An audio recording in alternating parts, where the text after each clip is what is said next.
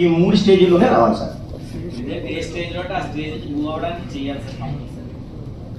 ఇక్కడ ఎలక్ట్రికల్ తర్వాత drinking water problems ఏంటి కన్స్ట్రక్షన్ అది కలెక్టర్ గారి యొక్క హెల్ప్ తీసుకొని కంప్లీట్ ఓకే.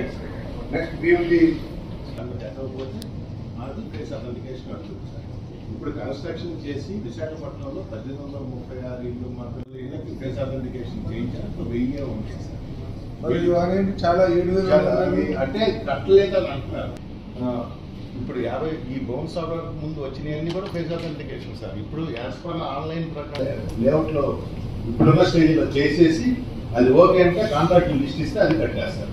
ఫేస్ సార్ ఉన్నమాట రేపు ఐటీ మేనేజర్ గారిని కూర్చోబెట్టి మీకు ఫేస్ అథెంటికేషన్ ప్రాబ్లం నేను లిస్ట్ ఒకటి ఫేస్ అథెంటికేషన్ ప్రాబ్లం అడ్వాన్స్ నేను 20 crores అన్నది డ్రింకింగ్ వాటర్ పెడితే ఎలక్ట్రికల్ నేను ఎంతకన్నా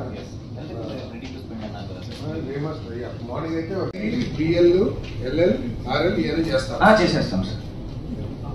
ఆ లేఅవుట్లో బ్రిక్ ప్లాంట్లు ఉన్నాయి, హెవీ స్పీడ్ గా చేసేస్తాం. 4 తీసేస్తాం. 4 తీసేస్తే పీబీ చేస్తారండి. జియో ట్యాగింగ్ 1 year బ్యాక్ నుంచి వచ్చింది సార్. అప్పటికే ఆల్రెడీ ఆ ఇల్లు జియో ట్యాగింగ్ చేసి ఉంటే దాన్ని ఫేస్ అథెంటికేషన్